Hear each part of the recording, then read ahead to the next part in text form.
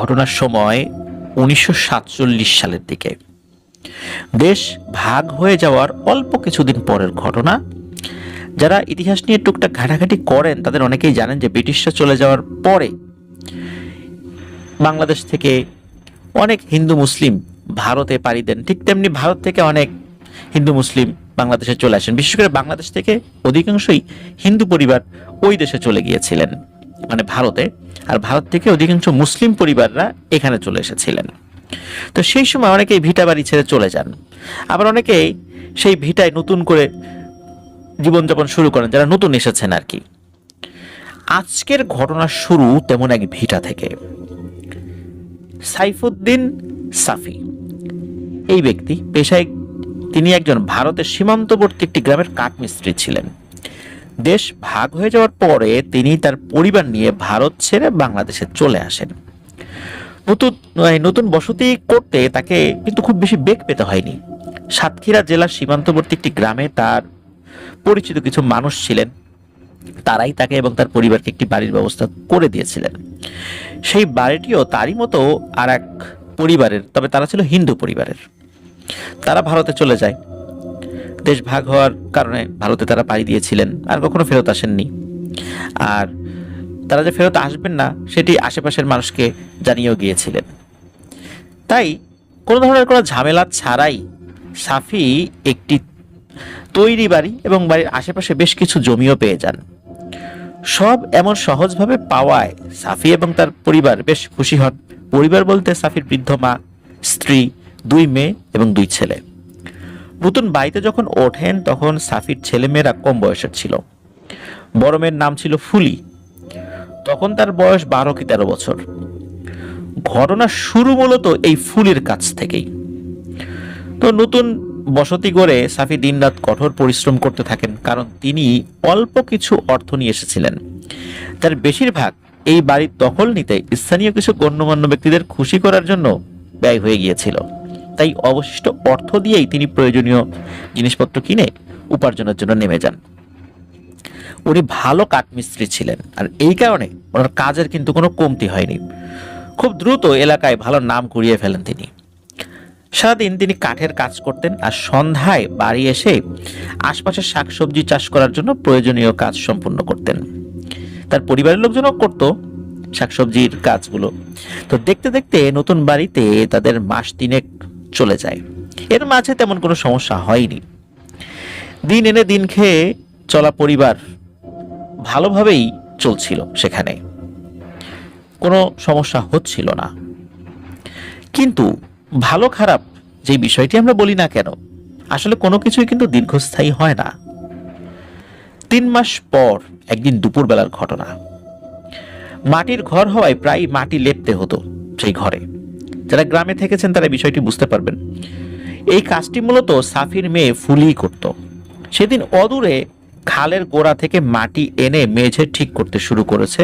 এমন সময় ফুলি খেয়াল করে মেঝের ভাঙা একটি অংশের ভিতরে একটা ছোট্ট টিন জাতীয় জিনিসের একটা কৌটা উকি দিচ্ছে। ফুলি কৌটাটি দেখে অবাক হওয়ার সাথে সাথে বেশ আনন্দিত হয়, কারণ লুকানো জিনিস খুঁজে পাওয়ার আনন্দ তো একটা জিনিস থাকেই, আর এই বিষয়ের একটা মানুষের মধ্যে বিশ্বাস রয়েছে যে এই টাইপের যে জিনিসগুলো পাওয়া যায় এর মধ্যে আবার গুপ্তধনও থাকতে পারে। সে এই লুকানো জিনিস খুঁজে পাওয়ার আনন্দে এতটাই আত্মহারা হয়ে পড়ে যে সে কাউকে না দেখে নিজেই আরো খানিকটা মাটি সরিয়ে কৌটাটা বের করে আনে এবং কাজ শেষে দেখবে এই ভেবে অন্য একটা জায়গায় লুকিয়ে রাখে। গৃহস্থালী কাজ শেষ করে ফুলি খাওয়া দাওয়া করে দুপুরে কৌটাটি নিয়ে তাদের বাড়ি থেকে খুব সামান্য দূরে খালের কাছে চলে যায়। খাল পারে একটি গাছের নিচে বসে কৌটাটি পরীক্ষা নিরীক্ষা করে দেখে সেটার মুখ বেশ শক্তভাবে আটকানো। ফুলি কৌটা ঝেঁকে শোনার চেষ্টা করছে যে ভিতরে কিছু আছে কিনা। তবে কৌটার ভেতর থেকে এক ধরনের ভোঁতা আওয়াজ পাওয়া যায়। মানে এর ভিতরে পাথর জাতীয় কোনো কিছু না, কোনো নরম জিনিস যদি থাকে সেটা যদি কোনো একটা কৌটার মধ্যে রাখা হয় যেরকম শব্দ হয়, অনেকটা তেমন শব্দ আর কি। ছোট মানুষ এই শব্দ শুনে কৌতূহল আরো বেড়ে যায় তার। সে কৌটার মুখ খোলার জন্য এটা সেটা দিয়ে চেষ্টা করতে থাকে, কিন্তু কিছুতেই সেটা সে খুলতে পারছিল না। অনেকক্ষণ চেষ্টা করে কিছু করতে না পারে সে কৌটা নিয়ে আবার গোপনে রেখে দেয়। প্রতিদিন সময় পেলে সে এটা সেটা দিয়ে বিভিন্ন পদ্ধতিতে খোলার চেষ্টা করতে থাকে, কিন্তু সব চেষ্টাই বিফল হয়। 3-4 দিন পরেও রাতে চেষ্টা করে ফুলি কৌটা খুলতে না পেরে বিরক্ত হয়ে ভাবে এটা কালকেই খালে ফেলে দেবে। সেদিন রাত্রের ঘটনা। খাওয়া দাওয়া শেষ করে সবাই শুয়ে পড়ে। সাফিদের এই ঘরটি ছিল 3 কামরা বিশিষ্ট। প্রথম রুমে থাকতেন সাফির 2 ছেলে, দ্বিতীয় রুমে সাফি ও তার স্ত্রী আর 2 বছর বয়সী ছোট মেয়ে। শেষ কামরায় সাফির মা এবং ফুলি এবং তার বোন মিতু, মানে সাফির আর একটা যে মেয়ে আছে আর কি। তো প্রতিদিনের মতো তারা ঘুমাতে যায় এবং অল্প কিছুক্ষণ গল্প করে ফুলি এবং তার বোন ঘুমিয়ে যায়। ঘুমের মধ্যে ফুলি একটা অন্যরকম স্বপ্ন দেখে। সে দেখতে পায় রাতে তার বোন ঘুম থেকে উঠে চুপি চুপি পায়ে তাদের কামরার একটা অন্য প্রান্তে মাচার উপরে রাখা পানির মশকের কাছে গিয়ে দাঁড়িয়ে পানির ভেতরে হাত দিয়ে কিছু একটা নিয়ে একটা পাত্রে রাখছে। এভাবে কয়েকবার নিয়ে পাত্র হাতে সে আবার খাটের এক পাশে এসে বসে, তারপর খাটের নিচ থেকে সেই টিনের কৌটা বের করে তার উপরে পাত্রের জিনিসগুলি ফেলে দেয়। এরপর ফুলি দেখে পাত্রের জিনিসগুলি আর কিছু না, কতগুলো নতুন বাঁশের নলের কাটা অংশ। এরপর মিতু সেই বাঁশের নলগুলো কৌটার ঢাকনার 3 দিকে রেখে বিশেষ এক কৌশলে চাপ দিতেই টিনের ঢাকনা ঝনঝন শব্দ করে খুলে মাটিতে পড়ে গেল। স্বপ্নের মধ্যেই ফুলি তার বোনকে জিজ্ঞেস করে, কিরে মিতু, তুই কেমন করে জানিস এটা এইভাবে খুলতে হয়? তখন মিতু বলে, আমি জানি না, আমারা যা কইছে আমি তাই করছি, তুমিও এইভাবে চেষ্টা কইরা দেখো, মনে রাখো নতুন বাঁশের নল লাগবে কিন্তু। একথা বলে মিতু আবার শুয়ে ঘুমিয়ে যায়। এতটুকু দেখার পরে ফুলির ঘুম ভেঙে যায়। সে উঠে বসে পাশে তাকিয়ে দেখে তার বোন অঘোরে ঘুমাচ্ছে। স্বপ্ন দেখেছে বুঝতে পেরে ফুলি আবার ঘুমিয়ে পড়ে। সকালে উঠে ফুলি মিতুকে জিজ্ঞেস করছে যে সে রাতে ঘুম থেকে উঠেছিল কিনা। উত্তরে মিতু না বলে যে না, সে ওঠে নাই। মিতুর উত্তর শুনে ফুলি একটু দ্বিধায় পড়ে গেল, কারণ তার স্বপ্ন এতটাই বাস্তব ছিল যে সত্যি এটা যে স্বপ্ন ছিল এটা মানতে ইচ্ছা করছে না। এরপরে সারাদিন কর্মব্যস্ততায় কেটে যায়। গৃহস্থালী কাজ শেষ করে ফুলি দুপুরবেলা গোসল করার জন্য নদীর ঘাটে যায়, সাথে একটি কাঁচি আর সেই টিনের কৌটাটা সাথে নিয়ে যায়। তাদের ঘাটের পাশে একটি বাঁশ বাগান ছিল। সেখানে গিয়ে দেখে যে 3টি কচি বাঁশের নল, একটা বাঁশ দেখার কি সেখান থেকে 3টি কচি বাঁশের নল কেটে ঘাটের কাছে এসে বসে। স্বপ্নে দেখা পদ্ধতিতে খোলার চেষ্টা করে কয়েকবার, কিন্তু প্রতিবারই ব্যর্থ হয়। তারপর বিরক্ত হয়ে এক পাশে রেখে সে গোসল করে খাল থেকে উঠে আসে। বাড়ি যাওয়ার আগে ভাবে আর একবার চেষ্টা করে দেখা যাক, এইবার যদি না খোলে কৌটাটা সোজা এ খালে ফেলে দিয়ে বাড়ি চলে যাব। তো যেইভাবে সেই কাজ শেষবারের মতো সে চেষ্টা করে। আর এইবারে আশ্চর্যের বিষয় হলো একবারেই ওই জিনিসটি খুলে যায়। ফুলি কৌটার মুখ খুলতে পেরে আনন্দে চিৎকার দিয়ে ওঠে। এরপর ভেতরে কি আছে জানার জন্য সে হাত দিয়ে কাপড় দিয়ে পেঁচানো একটা পুটলি বের করে আনে। পুটলিটার প্রথম অংশ খুলে সে ভেতরে কিছু গুঁড়া দেখতে পায়, অনেকদিনের পুরনো কোনো ধুলোর মতো। আর ওখানে দ্বিতীয় একটা পুটলি আছে। এই পুটলিটার চারপাশেও ওই ধুলার মতো লেগে আছে, পাশের যেই পুটলিটা ছিল ওর মধ্যে যে ধুলা ছিল আর কি। তো সেগুলো সে ঝেড়ে ফেলে দ্বিতীয় পুটলিটা খুলতে শুরু করে। খোলার পর সে অবাক হয়ে দেখে ভেতরে বেশ কিছু পয়সার মতো চকচকে জিনিস রয়েছে, ছোট ছোট। তো খুশিতে তো ফুলি আত্মহারা, আর আত্মহারা হয়ে ফুলি সবগুলো পয়সা তার গামছায় মুড়িয়ে নেয়। এরপরে ভেতরে থাকা আর একটা পুটলি, মানে শেষ পুটলি, এটা সে খুলে ফেলে। আর ওর ভেতর থেকে বের হয়ে আসে 1 হাত সমান একটি ঘুমন্ত সাপ। মানে সাপটি ঘুমাচ্ছিল, মৃত না। সাপটি দেখে ফুলি ভয়ে চিৎকার করে পুটলিটা মাটিতে ফেলে দেয় এবং ওই কৌটাটা রেখে গামছায় মোড়ানো পয়সাগুলো নিয়ে দৌড়ে বাড়ির দিকে চলে যায়। বাড়িতে এসে ফুলি তার মায়ের হাতে পয়সাগুলো দিয়ে সব ঘটনা খুলে বলে।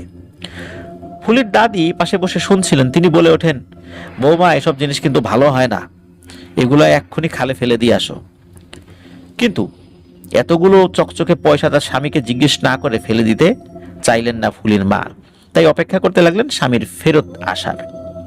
এদিকে ফুলি কিন্তু সব কথা বলেছে, কিন্তু ঘুমন্ত সাপের কথাটি কিন্তু সে কাউকে বলেনি তখনও।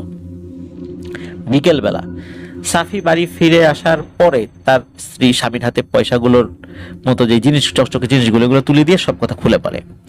সাফি সব শুনে মেয়েকে ডেকে প্রথমে হালকা বকাঝকা করলেও পরে খুশি হয়ে মেয়ের মাথায় হাত বুলিয়ে দেন। ফুলিও তার বাবাকে শুরু থেকে সবকিছু বলে, শুধু ওই সাপের বিষয়টা ছাড়া। সব শুনে সাফির মনটা কেমন যেন একটু করে উঠলো, কিন্তু অভাবের সংসারের দিকে তাকিয়ে তার মনের মধ্যে যে খটকাটা ছিল সেটা মাথা থেকে ঝেড়ে ফেলে দিল। গুনে গুনে সে দেখলো সেখানে মোট 55টি পয়সা ছিল। সেই রাত্রে খুব আনন্দের মধ্যে তারা খাওয়া দাওয়া শেষ করে ঘুমিয়ে যান সকলে। পরের দিন সকালবেলা সাফি ওই 55টা মুদ্রা থেকে 5টি মুদ্রা নিয়ে গঞ্জের দিকে রওনা হয়। সেখানে এক স্বর্ণকারের কাছে গিয়ে যাচাই বাছাই করে দেখা যায় সবগুলো পয়সাই খাঁটি স্বর্ণের এবং বেশ ভালো দামই পাওয়া যাবে প্রতিটি মুদ্রাতে। তো স্বর্ণকার যদি জিজ্ঞেস করে, আগে থেকে উত্তর রেডি করে রেখেছিল যে এটি দেশভাগের সময় সাথে করে নিয়ে এসেছিল, প্রয়োজন পড়ে নাই, বিক্রি করে নাই, এখন খুব প্রয়োজন হয়েছে এই জন্য সে বিক্রি করছে। আর ওই সময় অনেকের কাছে স্বর্ণটন্য থাকতো, এই জন্য এই উত্তরটা দেয়াই সে যুক্তিসঙ্গত মনে করেছিল। স্বর্ণকার যদিও জিজ্ঞেস করেছিল এবং স্বর্ণকারের প্রশ্নের উত্তর সে এটিই বলেছিল, স্বর্ণকারও কোনো কিছু সন্দেহ করে নাই। তো সাফি সেই 5টি পয়সা বিক্রি করে বাড়ি ফেরত আসেন। আসার সময় ছেলে মেয়েদের জন্য, স্ত্রী মায়ের জন্য নতুন জামা কাপড়, কিছু মন্ডা মিঠাই এবং কিছু টিন কিনে নিয়ে আসলেন ঘরের জন্য। আগেকার দিনে কিন্তু মোটা মোটা টিন পাওয়া যেত, আজকের মতো এরকম চিকন টিন না। এখনো সেই টিনগুলো অনেকের বাড়িতে আছে। আমাদের প্রিয় লিসেনাররা অনেকেই গ্রামে খুঁজলে এই ধরনের টিন দেখতে পাবেন, সেই ব্রিটিশ পিরিয়ডের টিন। আর সাফি আরো কিছু ভাবলেন, সেটা হলো কিছু গরু বছর পালবেন, তার জন্য গোয়াল ঘর তৈরি করতে হবে, এই জন্য টিন লাগবে। তো বাড়ি ফিরে আসার পর সবাই ওই দিন খুব আনন্দ করলো। সাফি অনেকদিন পরে ছেলে মেয়েদের এমন খুশি দেখে নিজেও আনন্দিত হন। কিন্তু তিনি যদি জানতেন এই অল্প সময়ের আনন্দ তাদের জীবনে অভিশাপ নিয়ে আসবে, তাহলে হয়তো কোনোদিনই সেই মুদ্রাগুলো ছুঁয়েও দেখতেন না। সেদিন রাত্রের ঘটনা, খেয়ে সবাই শুয়ে পড়েছে। ঠিক কত রাত হয়েছে সেটা বলা খুব মুশকিল। হাঁটাহাঁটির শব্দে ফুলির ঘুম ভেঙে যায়, মানে কোনো কিছু হাঁটাহাঁটি করছে। ফুলির মনে হলো ঘরের ভেতরে কেউ ভারী পায়ে হেঁটে বেড়াচ্ছে। শব্দ শুনে ফুলি বিছানায় উঠে বসে এবং অপেক্ষা করে হাঁটার শব্দ তাদের কোন রুম থেকে আসছে বা কোথা থেকে আসছে। অল্প কিছুক্ষণ পর ফুলি শুনতে পায় হাঁটার শব্দ তাদের রুমে প্রবেশ করেছে এবং সেই শব্দের অধিকারী, মানে যে শব্দটা করছে, সে বিশাল দানবীয় একটা অবয়ব। লম্বায় সে ঘরের চাল ছুঁই ছুঁই, প্রস্থেও বিশাল, হাতগুলো লম্বা লম্বা, লোমশ তার সারা শরীর। সেই দানবটি রুমে প্রবেশ করে ফুলিকে দেখতে পায় এবং আবার পেছনে ফিরে দ্রুত চলে যায়। ফুলি সেটাকে যেতে দেখে ভয়ে দাদির কাছে ঘেঁষে গুটিসুটি হয়ে শুয়ে পড়ে এবং ঘুমিয়ে যায়। সকালে ঘুম থেকে উঠে ফুলি ভাবে রাতে মনে হয় খারাপ স্বপ্ন দেখেছে। সাফি সেদিন কাজে না গিয়ে গোয়াল ঘরের কাজ শুরু করে দেন এবং দুপুর নাগাদ সেটি তৈরিও হয়ে যায়। বিকেলে হাটে গিয়ে একটি বাছুর সহ গাভী কিনে এনে স্ত্রীকে বুঝিয়ে দেন। ছেলে মেয়ে স্ত্রী সবাই খুব খুশি। রাতের খাওয়া শেষ করে সাফি কুপি হাতে নিয়ে গোয়াল ঘরের দিকে যান, সব ঠিকঠাক আছে কিনা দেখতে। দেখে ফিরে আসছেন, এমন সময় চাঁদের আলোয় খেয়াল করেন যে তার ঘরের উঠোনের এপাশ থেকে ওপাশে বড় বিশাল একটা দানবীয় অবয়ব হেঁটে চলে গেল। ভয়ে সাফি গুটিসুটি হয়ে যায় একদম। সাফি যেখানে ছিলেন সেখানে দাঁড়িয়ে দোয়া দরুদ পড়তে থাকেন, কিন্তু না, সেই অবয়বটি আর ফেরত আসলো না। যেদিকে চলে গেল তো চলেই গেল। সাফি আস্তে আস্তে এদিক সেদিক তাকিয়ে ঘরের কাছে এসে দরজা দিয়ে ঢুকতে যাবেন, এমন সময় ঘরের পেছন দিক থেকে তার বড় মেয়ের চিৎকার শুনতে পান। দৌড়ে তিনি উঠোন পেরিয়ে পেছনে গিয়ে দেখেন সেই দানবীয় অবয়বটি তার বড় মেয়ের অর্থাৎ ফুলির পা ধরে টেনে হিচড়ে ঘরের পেছনের দরজা দিয়ে বের করে ফেলেছে ইতোমধ্যে। সাফি এটা দেখে দৌড়ে আল্লাহর নাম নিয়ে সেদিকে আগান। সাফি কাছে যেতেই ওই দানবীয় অবয়বটি ফুলিকে ছেড়ে দৌড়ে বাড়ির পেছনের ঝোপঝাড়ের ভিতরে হারিয়ে যায়। সাফি দ্রুত মেয়েকে নিয়ে ঘরে ফিরে যান এবং দরজা জানালা বন্ধ করে সবাই আল্লাহর নাম স্মরণ করতে করতে কোনো মতে রাত্রি পার করে দেন। দানবের মতো ওই পিশাচটি ঘরে কিভাবে ঢুকলো কেউ বলতে পারেনি। আর ফুলিও ওই টেনে নিয়ে যাওয়ার আগে কিছুই বুঝতে পারেনি, কারণ তখন সে ঘুমের মধ্যে ছিল। সকাল হলে সাফি দেরি না করে ফজরের নামাজের পরে স্থানীয় একজন হুজুরের সাথে দেখা করে রাতের ঘটনা সব বলেন এবং তার কাছে সাহায্য প্রার্থনা করেন। হুজুর সব শুনে তার সাথে তাদের বাড়িতে আসেন এবং সমগ্র বাড়ি এবং আশেপাশের বেশ কয়েকটা জায়গা বন্ধ করে দিয়ে যান। ঘর বন্ধ করে যাওয়ার পর অনেকদিন আর কোনো সমস্যা হয়নি। সাফি ও তার পরিবার মোটামুটি ভালোভাবেই দিন কাটাচ্ছিল। কিন্তু দিনের আলো যেমন সবসময় থাকে না, ঠিক তেমনি ভালো সময়ও কখনো স্থায়ী হয় না। খারাপ সময় আসবেই জীবনে কখনো না কখনো। রাতের অন্ধকারের মধ্যে একসময় খারাপ সময়ও এসে তার দাগ রেখে যায়। হুজুর বাড়ি বন্ধ করে যাওয়ার প্রায় মাস দুয়েকের পরের কথা। সারাদিনের কাজ শেষে সাফির স্ত্রী গোয়াল ঘর বেড়া দিয়ে বন্ধ করে হাত মুখ ধুয়ে ঘরে ওঠেন। সময় আনুমানিক মাগরিবের একটু আগে। ঘর থেকে রান্নার উপকরণ নিয়ে রান্নাঘরের জন্য বের হয়ে দেখেন গোয়াল ঘরের বেড়া খোলা। তিনি রান্নার জিনিস রেখে আবার আসেন এবং বেড়া ভালো করে এঁটে দিয়ে আসেন। খেলাধুলা শেষে ফিরে এসে ফুলি মাকে সাহায্য করতে বসে যায় আর বাকি ভাই বোনেরা ঘরে উঠে যায়। সাফি তখন বাড়ি ছিল না। কুপির আলোতে মা মেয়ে রান্না করছিলেন এবং এটা সেটা নিয়ে কথা বলছিলেন। এমন সময় তাদের রান্নাঘরের বেড়ার পেছন থেকে অপরিচিত এক জন্তুর আওয়াজ আসতে থাকে। এমন ভয়ানক গড়গড় আওয়াজ, এটা শুনে মা মেয়ে দুজনেই ভয়ে একদম গুটিসুটি হয়ে যায়। একটু পরে অবশ্য সেই আওয়াজ বন্ধও হয়ে যায়। তখন মা মেয়ে দ্রুত রান্নার কাজ সেরে ঘরে উঠে যান। রাতে সাফি বাড়ি ফেরত আসলে তাকে এই সব ঘটনা খুলে বলেন। সাফি সব শুনে তার স্ত্রীকে বলেন হয়তো কোনো মেছো বাঘ আওয়াজ করছিল, তাই শুনে তারা হয়তো ভয় পেয়েছে, কারণ ওই সময় অনেক মেছো বাঘের উপদ্রব ছিল আশেপাশে। বিশেষ করে সাতক্ষীরা এলাকা তো, সুন্দরবন থেকে অনেক মেছো বাঘ চলে আসতেই পারে। আর আগেকার দিনে গ্রামের ঝোপঝাড়েও মেছো বাঘের অনেক উপদ্রব ছিল।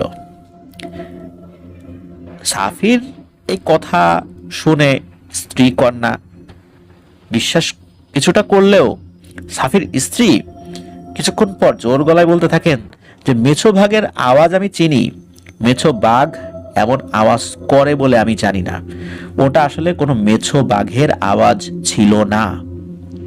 যাক, এরপর আর কথা না বাড়িয়ে খাওয়া দাওয়া শেষ করে সবাই শুয়ে পড়ে। বেশ রাত। এই সাফির মায়ের হঠাৎ ওয়াশরুমে যাওয়ার প্রয়োজন পড়ে। গ্রামের ওয়াশরুম তো ঘরের বাইরেই থাকে। তো তিনি কাউকে না ডেকে কুপি হাতে একাই চলে যান। যাওয়ার সময় অবশ্য সাফি দরজা খোলার শব্দ পেয়েছিলেন, যে তার মা বাইরে যাচ্ছেন, তার ঘুম ভেঙে গিয়েছিল, কিন্তু বুঝতে পেরেছেন তার মা হয়তো ওয়াশরুমে যাচ্ছে। তো এরপর সাফি আবার ঘুমিয়ে যান। ফজরের আজানের ধ্বনি যখন কানে আসে মসজিদ থেকে, তো সাফি বিছানা থেকে উঠে ফ্রেশ হতে বাইরে বের হবেন, তখন খেয়াল করেন ঘরের দরজা তখনও খোলা অবস্থায় রয়েছে। সাফির বেশ মেজাজ খারাপ হয় এই ভেবে যে সারা রাত এভাবে দরজা খোলা ছিল। তো তিনি বাইরে বের না হয়ে আবার ঘরে ঢুকে তার মায়ের রুমে গিয়ে দেখেন মেয়েরা সবাই ঘুমাচ্ছে, কিন্তু তার মা বিছানায় নেই। তার মনে পড়ে রাতে তিনি দরজা খোলার শব্দ পেয়েছিলেন। দেরি না করে দ্রুত তিনি বাইরে বেরিয়ে আসেন এবং এদিক সেদিক খুঁজতে থাকেন বৃদ্ধ মাকে। অনেকক্ষণ খুঁজতে খুঁজতে সূর্যের আলো ফোটে চারদিকে আলোকিত করে, কিন্তু মাকে তখনও কিন্তু তিনি খুঁজে পান নাই। শেষ পর্যন্ত আশেপাশের লোকজন ডেকে অনেকে মিলে খুঁজতে শুরু করেন। সারাদিন নিজেদের গ্রাম তন্ন তন্ন করে খুঁজেও মায়ের কোনো চিহ্ন দেখতে না পেয়ে বেশ উদ্বিগ্ন হয়ে পড়েন তিনি এবং তার পরিবার। বাচ্চারাও দাদির জন্য কান্নাকাটি শুরু করে। এভাবে মায়ের উধাও হয়ে যাওয়ায় সাফি আসলে কি যে করবেন বুঝে উঠতে পারছিলেন না। এভাবে দিন গড়িয়ে রাত চলে আসে। সাফি বাড়িতেই ছিলেন ওই দিন, কোনো কাজে যান নাই। তখন তো আর ঘড়ির প্রচলন খুব বেশি ছিল না, তাই একদম এক্সাক্ট সময় বলাটা মুশকিল। রাত আনুমানিক 8টা, 8:30 বা 9টা হবে। এই সময় হইচই করতে করতে বেশ কয়েকজন লোক সাফির বাড়িতে আসে আর কি। তো সাফি মায়ের জন্য ঘরে দাওয়ায় বসে অপেক্ষা করছিলেন। হঠাৎ এত লোকজন দেখে সাফির মনের ভেতর একটা দুশ্চিন্তা উকি দিয়ে ওঠে। সাফি উঠোনে নেমে আসলে ওই সময় যারা এসেছিলেন তাদের মধ্যে একজন লোক সাফিকে বলেন, ভাই তাড়াতাড়ি একটা শাবল কোদাল যা আছে নিয়ে এসো, তোমার মায়েরে পাওয়া গেছে ঘাটের দিকে, চলো চলো তাড়াতাড়ি চলো। একথা শুনে আর দেরি করেননি সাফি, কোদাল একটা হাতে নিয়ে তাদের সাথে রওনা হয়ে যান। কিন্তু ঘাটের কাছে এসে মায়ের অবস্থা দেখে তার কোদাল চালানোর মতো আর কোনো শক্তি ছিল না।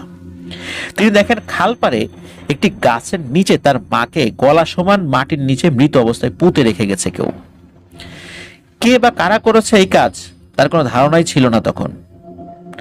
আর পুঁতে যে রেখেছে আশেপাশে কোনো আলগা মাটি নেই। মাটির নিচ থেকে যদি কোনো গাছের চারা বের হয়, সেই চারার আশেপাশে যেমন কোনো আলগা মাটি থাকে না, একদম নিচ থেকে ফুঁড়ে বেরিয়েছে এই কারণে, ঠিক তেমনি মনে হচ্ছিল তার মায়ের গলা পর্যন্ত অংশটা বাইরে বেরিয়ে আছে আর গলার নিচের অংশ মাটির ভেতরে। মনে হচ্ছে মাটির নিচ থেকে আস্তে আস্তে এই মাথাটা ফুঁড়ে বেরিয়েছে, কিন্তু আশেপাশে কোনো আলগা মাটি নেই। বিষয়টি খুবই অদ্ভুত এবং ভয়ানক ছিল। উপস্থিত লোকজনদের মাঝে তখন স্থানীয় মসজিদের ইমাম সাহেব উপস্থিত ছিলেন। তিনি লাশের অবস্থা দেখে বুঝতে পেরেছিলেন এটা কোনো মানুষের কাজ নয়, কিন্তু ওই সময়ের বাস্তবতায় তিনি কিছু বলেননি।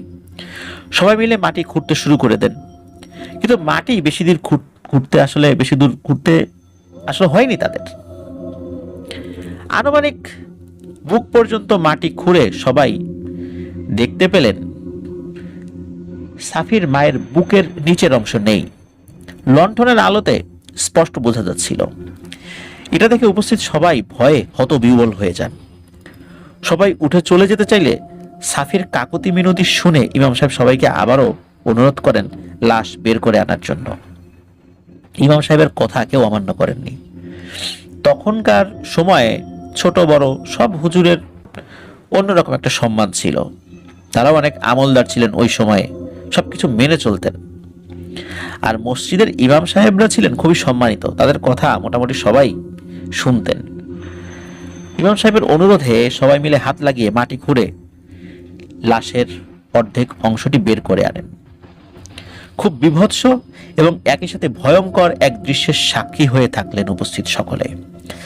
লাশের বাকি অংশ কিন্তু আর পাওয়া গেল না। লাশ বের করে আনার পর ইমাম সাহেব সকলের উদ্দেশ্যে বলেন, এই লাশ বেশিক্ষণ রাখা যাবে না, যত দ্রুত সম্ভব কবর দিয়ে দিতে হবে। সেই রাতে সবার সহযোগিতায় সেই খালপাড়ের একটি স্থানে জানাজা সহকারে সাফির মায়ের দাফনের কাজ শেষ করা হয়। দাফন শেষে সবাই যখন চলে যাচ্ছে তখন ইমাম সাহেব সাফিকে ডেকে বললেন সকালে যেন সাফি দেখা করেন তার সাথে। সাফি সম্মতি জানিয়ে বাড়িতে চলে আসে। বাড়িতে তখন কান্নার ঢল। বাচ্চারা দাদিকে হারিয়ে খুব কান্নাকাটি করছে। সাফির স্ত্রী তার কাছে এসে বলেন, আপনি ওই পয়সাগুলো ফেলে দেন, ওইগুলো ঘরে আসার পর থেকে সব শুরু হয়েছে।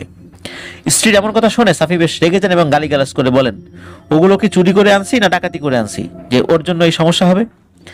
আম্মার মৃত্যু এগুলোর জন্য হয় নাই। রাত বিরেতে এই ধরনের ঘটনা ঘটেই থাকে। উনি রাতের বেলা ওয়াশরুমে গিয়েছিল, ওই সময় কোনো কিছু দেখে ভয় পেয়েছিল বা কোনো কিছুর উপরে সে পা দিয়ে আঘাত করেছিল, হয়তোবা ক্ষিপ্ত হয়ে ওই জিনিসটাই কাজ করেছে।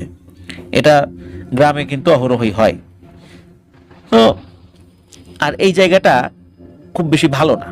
এই জিনিসটা সাফি তার স্ত্রীকে বলেন এবং এটাও বলেন, তুমি কি বেশি বোঝার চেষ্টা করো না, তুমি বাচ্চাদের দিকে খেয়াল রাখো, ওরা যেন রাতের বেলা বের না হয়। আমি হুজুরের সাথে সকালবেলা দেখা করতে যাব, দেখি কি করা যায় বিষয়টা নিয়ে।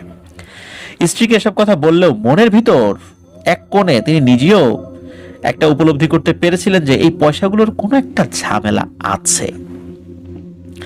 সাফিও অনেকের কাছে বিভিন্ন সময় বিভিন্ন ঘটনা শুনেছেন যে এরকম অপ্রত্যাশিতভাবে পাওয়া গুপ্তধন জাতীয় সম্পদের নাকি অনেক দোষ থাকে।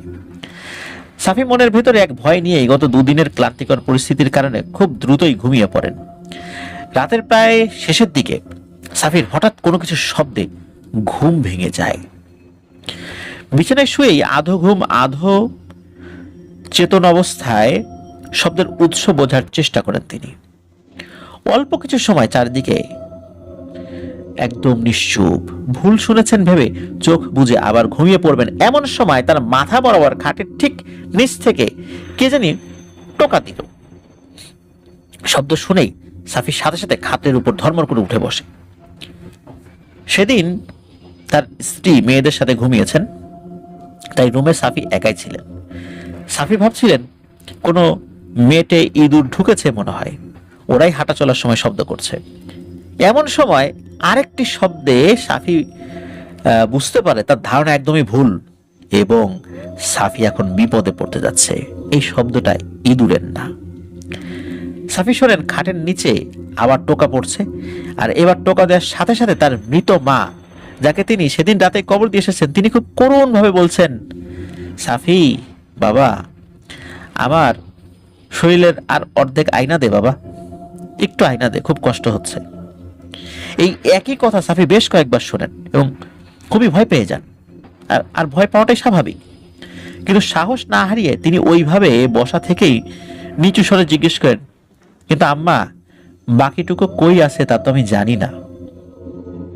সকালে খুঁজা দেখবানি, তুমি এখন যাও। একথা শুনে খাটের নিচে সেই সত্তা তার গলার আওয়াজ পরিবর্তন করে হুবহু সাফির কণ্ঠেই বলে ওঠে, সকালে কই খুঁজবি রে সাফি, তাহলে তো তুই খাইছিস। সাফি নিজের কণ্ঠ ওই চোখের নিচ থেকে শুনে আর সাহস ধরে রাখতে পারেনি। তিনি চিৎকার করে ওঠেন, আর মাথার যে কাছের যে জানালাটা, সেই জানালা দিয়ে আসা আবছা চাঁদের আলোয় দেখতে পান তার চিৎকারের সাথে সাথে খাটের নিচ থেকে বানরের সাইজের একটি নীলচে রঙের বামন টাইপের কোন একটা জিনিস 4 হাত পায়ে ভর দিয়ে কুকুরের মতো বের হয়ে ঘরের অপর প্রান্তে গিয়ে 2 পায়ে দাঁড়িয়ে পেছনে সাফির দিকে একবার ঘুরে তাকিয়ে হেসে দেয়। এই আলোতে ঘরের মধ্যে যতটুকু আলো ছিল, চাঁদের আলো, ততটুকুই সাফি স্পষ্ট এটা দেখতে পেয়েছিল। সাফি দেখেন সেই বামনের মতো এই অদ্ভুত ভয়ঙ্কর শরীরের গলার উপরে যা চেহারা দেখা যাচ্ছে, সেটা আর কেউ না, তার সদ্য মৃতা মায়ের চেহারা। আর সেই মুখের হাসি দেখে সাফি ভয়ে আরো জোরে চিৎকার দিয়ে ওঠে। ঠিক তখনই লণ্ঠন হাতে তার স্ত্রী এবং বড় মেয়ে ছুটে আসে। সাফি দেখলেন তার স্ত্রী কন্যা ঘরে প্রবেশের মুহূর্তেই বামন আকৃতি সেই অবয়বটি তার ঘরের টিনের বেড়া বেয়ে সরীসৃপের মতো উঠতে উঠতে শূন্যে মিলিয়ে যায়। সাফির স্ত্রী কাছে এসে দোয়া দুরুদ যা পারেন পরে ফু দিচ্ছিলেন। মেয়ে হাত পাখা দিয়ে ঘরমাক্ত বাবাকে বাতাস দিয়ে শান্ত করার চেষ্টা করছিলেন। কিছুক্ষণ পরে সাফি আস্তে আস্তে ধাতস্থ হন এবং এর কিছু সময়ের মধ্যেই ফজরের আজান শুনতে পান। দেরি না করে তাড়াতাড়ি উঠে ছেলেদের সাথে নিয়ে মসজিদে সালাত আদায় করতে চলে যান। নামাজের পরে সাফি মসজিদেই ছেলেদের নিয়ে বসেছিলেন। ইমাম সাহেব একটু পরেই মুসল্লিরা সবাই চলে গেলে তার সামনে এসে বসেন। ইমাম সাহেব সাফিকে জিজ্ঞেস করলেন, সাফি ভাই, আপনি নিজেও মনে হয় বুঝতে পেরেছেন যে আপনার মায়ের মৃত্যু স্বাভাবিক না।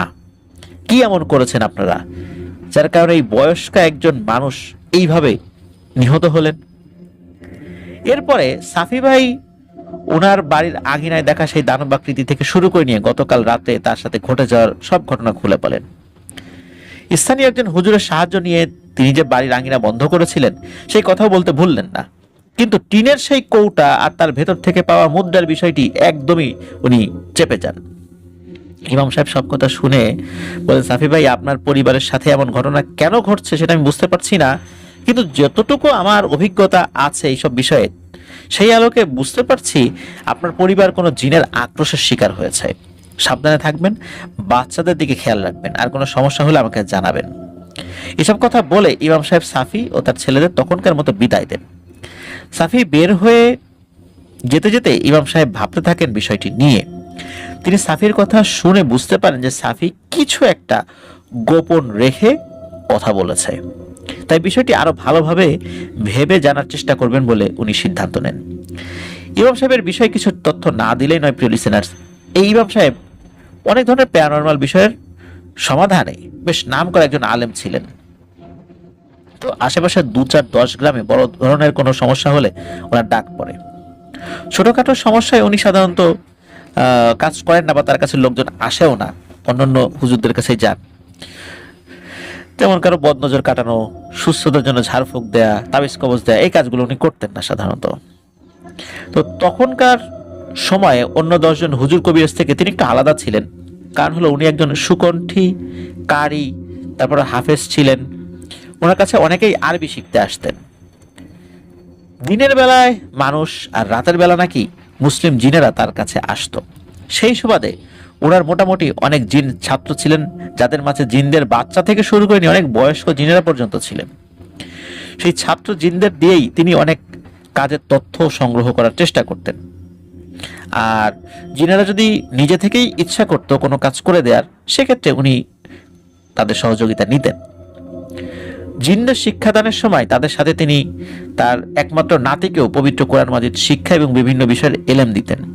না চাওয়া সত্ত্বেও মানুষের উপকার করতে গিয়ে ইমাম সাহেব অনেক মুশরিক, কাফের এবং ভয়ঙ্কর জিনদের নিজের শত্রু করে ফেলেছিলেন, যার প্রতিদান হিসাবে নিজের একমাত্র ছেলের লাশ তার কাঁধে নিতে হয়েছিল। কিন্তু তারপরও ভয় পেয়ে তিনি কখনো কারো সমস্যায় বা কোনো মানুষ সমস্যায় পড়েছে, এমনকি জিনেও সমস্যা পড়েছে, জিন সমস্যার মানে কোনো জিন নিজে সমস্যায় পড়েছে, সেই সমস্যার সমাধান উনি করতেন। মানুষের সমস্যার সমাধান তো করতেন, সেই সাথে জিনদের সমস্যার সমাধানও করতেন। আর কখনো উনি কাউকে না বলতে পারতেন না যে আমি পারবো না, এটা আমি করব না, এটা আমার দ্বারা সম্ভব না। উনি ওনার জায়গা থেকে সর্বোচ্চ চেষ্টা যেটা, সেটা উনি করতেন।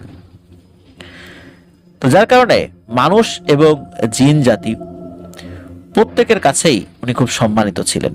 আর এদিকে বয়স বেড়েছে, ওনার একমাত্র ছেলেও মারা গেছে, একমাত্র নাতি ওনার আবেগ, ভালোবাসা এবং ভবিষ্যতের আশ্রয়স্থল। বয়স বেড়েছে এবং শারীরিক সক্ষমতা দিন দিন কমছে। এই অবস্থার কথা চিন্তা করে একমাত্র নাতিকে তিনি খুব অল্প বয়স থেকেই নিজের জানা সবকিছু শিক্ষা দিতে থাকেন। পাশাপাশি মুসলিম সেই প্রবীণ জিনেরা তাদের জানা অনেক এলেম জ্ঞান ইমাম সাহেবের নাতিকে শেখাতে থাকেন। লিসেনার্স, ঘটনার মাঝখানে একটি কথা বলে নেই। আজকে যে ঘটনাটি, এই ঘটনাটি কিন্তু পুরোটাই এই যে ইমাম সাহেবের নাতির কাছ থেকে সুফিয়ান হুজুর শুনেছিলেন। তো চলুন এবার মূল ঘটনায় ফিরি আবারও। তো সাফির বিষয়টি ইমাম সাহেব সেদিন রাত্রেই তার পরিচিত যুবক ছাত্র জিনদের জানান এবং তাদেরকে এই বিষয়ে বিস্তারিত তথ্য সংগ্রহ করার অনুরোধ করেন। যুবক ছাত্র জিনেরা হুজুরের কাছ থেকে সময় নিয়ে তথ্য সংগ্রহ করতে চলে যান। একটি দুটি করে দিন চলে যায়, কিন্তু তথ্য সংগ্রহকারী সেই জিনেরা খবর নিয়ে আর আসে না। এইভাবে প্রায় 7 দিন কেটে যাওয়ার পর হুজুর বেশ চিন্তিত হয়ে পড়েন। তিনি এই চিন্তা করেছেন যে তথ্য সংগ্রহ করতে গিয়ে তার প্রিয় ছাত্রগণ আবার কোনো বিপদে পড়েনি তো। এই ভেবে হুজুর কোরআন শিক্ষা দেওয়ার সময় প্রবীণ কয়েকজন জিনের সাথে বিষয়টি আলাপ করেন এবং তাদেরকে একটু খোঁজ নিতে বলেন। পরদিন প্রবীণ কয়েকজন জিন হুজুরকে জানান যে ওই যুবক জিনেরা বেশ ভালো আছেন, সুস্থ আছেন, কোনো সমস্যা নাই, কিন্তু তারা এমন কিছু তথ্য পেয়েছেন যা সত্যতা যাচাই বাছাই না করে হুজুরের সামনে আসছেন না। একথা শুনে হুজুর আশ্বস্ত হন যে না, তার ছাত্র জিনেরা ভালো আছে, কিন্তু আরো একটু চিন্তায় পড়ে যান কি এমন তথ্য পেয়েছে যে তারা যাচাই বাছাই করার জন্য আরো সময় নিচ্ছেন এবং যাচাই বাছাই না করে আমার সামনে আসবে না। এগুলো যাচাই বাছাই করা কি এতটাই জরুরি? উনি ভাবছিলেন, আর প্রতিনিয়ত ওনার উদ্বিগ্নতা বাড়ছিল। এভাবে আরো কিছুদিন কেটে যায়। সাফি আর তার পরিবার মায়ের মৃত্যুর শোক কিছুটা কাটিয়ে উঠেছেন সেই কয়েকদিনে। সকলে যার যার কাজে মনোনিবেশ করার চেষ্টা করছিলেন। এর মাঝে আর তেমন কোনো ঘটনা ঘটেনি তাদের সাথে। তবে সাফি হুজুরের কাছে সব কথা খুলে বলেননি, তাই ভেতরে ভেতরে সাফি নিজেও কিছুটা অনুশোচনায় ভুগছিলেন। স্ত্রীর সাথে এই বিষয়ে কথা বললেও তার স্ত্রীও তাকে এই বিষয় নিয়ে বকাবকি করেন। সপ্তাহ 2 পরের কথা, হঠাৎ কোনো কিছু না জানিয়ে মাগরিবের নামাজ শেষে ওই হুজুর সাফির বাড়ি আসেন। সাফি তখন ঘরেই ছিলেন। হুজুর উঠোনে দাঁড়িয়ে ডাকতেই সাফি বের হয়ে আসেন। কয়েকবার ঘরের ভেতরে বসতে বলল, হুজুর ঘরের ভেতরে ঢোকেন নাই। তখন সাফি ভেতর থেকে একটি পিঁড়ি, যেটাকে অনেকে ফিরা বলে আর কি, বসার পিঁড়ি এবং হারিকেন এনে হুজুরের সাথে বাইরে বসেন। বেশ কিছুক্ষণ চুপ থাকার পর হুজুর সাফিকে জিজ্ঞেস করেন, সাফি, তুমি কি আমার কাছে কিছু গোপন করেছ? এই প্রশ্নে সাফি একটু হতভম্ব হয়ে যায়, কিন্তু তারপরও সে স্বীকার করে না। হুজুর এরপরে বলেন, সাফি, তুমি স্বীকার করবে না সেটা আমি জানি, আর স্বীকার না করে যা পাইছো তার কোনো ব্যবস্থা কিন্তু গ্রহণ না করলে সামনে তুমি কেমন বিপদে পড়তে যাচ্ছ সেটা নিয়ে তোমার কোনো ধারণাই নেই। যাক, আমি তোমাকে সাহায্য করতে আসছিলাম, কিন্তু তোমার লোভ তোমার রক্তে এমন ভাবে মিশে গেছে যে এর থেকে তোমাকে বিরত রাখা খুবই কঠিন ব্যাপার হবে। মনে রাখবা, যে জিনিস তোমার না সেটা যদি তুমি ভোগ করার চেষ্টা করো, তার মূল্য যেভাবেই হোক তোমাকে দিতেই হবে। আর যেহেতু স্বীকার করতেছো না, সেহেতু তোমাকে আমি আর কিছুই বলবো না। মনে রেখো, তোমার ওই জিনিসের জন্য শক্তিশালী এক পিশাচের ছেলে মারা গেছে। যদিও তোমার পরিবারের তাতে তেমন কোনো দোষ নেই, কিন্তু তারপরও ওই পিশাচের দল এটা বুঝবে না, তারা তোমার পেছনে লেগে গেছে। তাই সময় থাকতে সব কথা খুলে বলো, আমি কাউকে কিছু বলবো না। তুমি যদি বলো তাহলে আমি কাজটা ভালো করে করতে পারবো। তো এত সুন্দর করে বোঝানোর পরেও এই সাফি নামের লোকটা বুঝতে চাইলেন না। তিনি হুজুরকে বললেন তিনি যা জানেন সবটাই বলেছেন, আর হুজুর কোন জিনিসের কথা বলছেন সেটা তিনি বুঝতে পারছেন না। একথা শুনে হুজুর খুব মন খারাপ করেন, আর উঠে দাঁড়ান। চলে যাওয়ার সময় বললেন, সাফি, সামনের মাসে আমি পরিবার নিয়ে বাগেরহাট জেলায় চলে যাচ্ছি, তুমি মনস্থির করো কি করবা। এই কথা বলে হুজুর আর দাঁড়ালেন না। সাফি ওই জায়গায় অনেকক্ষণ বসে রইলেন। ভেতরে বাড়ির থেকে, মানে বাড়ির ভেতর থেকে সাফির স্ত্রী তাদের এই কথাবার্তা কিন্তু কান পেতে শুনছিলেন এতক্ষণ। হুজুর চলে যেতেই তিনি বাইরে বেরিয়ে এসে সাফিকে বুঝালেন অনেকক্ষণ যে তুমি যাও, হুজুরের কাছে গিয়ে সব কথা খুলে বলো, এই পয়সার ব্যাপারটা খুলে বলো। কিন্তু সাফি বুঝলো না। কিন্তু বুঝতে কিন্তু বেশি দিন সময় লাগেনি তার। এর 3-4 দিন পর জরুরি একটা কাজে সকাল সকাল সাফি বের হয়ে যান। সারাদিন কাজকর্ম শেষ করে বাড়িতে ফিরতে ফিরতে তার বেশ রাত হয়। কিন্তু বাড়ি ফিরে এসে তাকে দেখতে হয় আরেকটি করুণ মৃত্যু। উঠোনে তার ছোট ছেলের লাশ সামনে নিয়ে তার স্ত্রী কান্না করছে। বাকি ছেলেমেয়েরা মায়ের পাশে বসে কাঁদছে, আশেপাশের প্রতিবেশীরাও আছে সেখানে। সবাই তাদের সান্ত্বনা দেওয়ার চেষ্টা করছিল, কিন্তু সন্তান হারা একজন মায়ের কষ্ট কোনো সান্ত্বনাতে কি আসলেই কমে? সাফি হতবিহ্বল অবস্থায় স্ত্রীর পাশে বসে কান্নায় ভেঙে পড়েন। তাকে দেখে তার স্ত্রী চিৎকার করে সকলের সামনে অকথ্য ভাষায় গালিগালাজ করতে থাকেন, আর বলতে থাকেন, তুই আমার ছেলেটারে মারছিস, তোর লোভ ছেলেটারে মারছে। স্ত্রী এগুলো বলতে বলতে যদি পয়সার কথা সব বলে দেয়, এই ভয়ে সাফি সেখান থেকে উঠে একটু দূরে সরে যায়। দূরে দাঁড়িয়ে কান্না করতে থাকেন। এমন সময় ইমাম সাহেব সাফির পাশে এসে দাঁড়িয়ে বলেন, আর কয়টা ছেলে পেলে মরলে তুমি বুঝবা সাফি? তুমি তো ছিলা না, জানো তোমার ছেলে কিভাবে মারা গেছে? দুপুরে তোমার স্ত্রী ঘাটে ধোয়া পাল্লার কাজে গেছে, সে সময় অনেক লোকজনই সেখানে ছিল।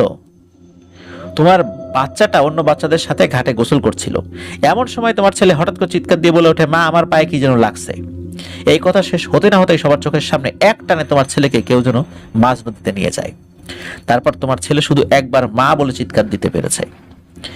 এরপর তাকে কেউ একজন টেনে নিয়ে যায়। সাথে সাথে ঘাটের সবাই ভয় পেলেও ব্যস্ত হয়ে খোঁজা শুরু করে, কিন্তু কোথাও তাকে পাওয়া যায়নি। তোমার ছেলের লাশ পাওয়া গেছে মাগরিবের আজানের সময়, তাও আবার যেখান থেকে টেনে নিয়ে গেছে ঠিক সেই জায়গাতেই। এখনো সময় আছে, বাকি ছেলে মেয়েদের কথা চিন্তা করো। এই কথাগুলো বলে ইমাম সাহেব সেখান থেকে চলে যান।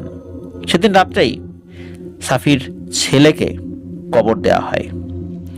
সারা রাত সাফি কুপি জেলে উঠানে বসে কান্নাকাটি করে। 2-3 দিন পর সকালে ফজর আজান দিলে সাফি মসজিদে সালাত আদায় করতে যায়।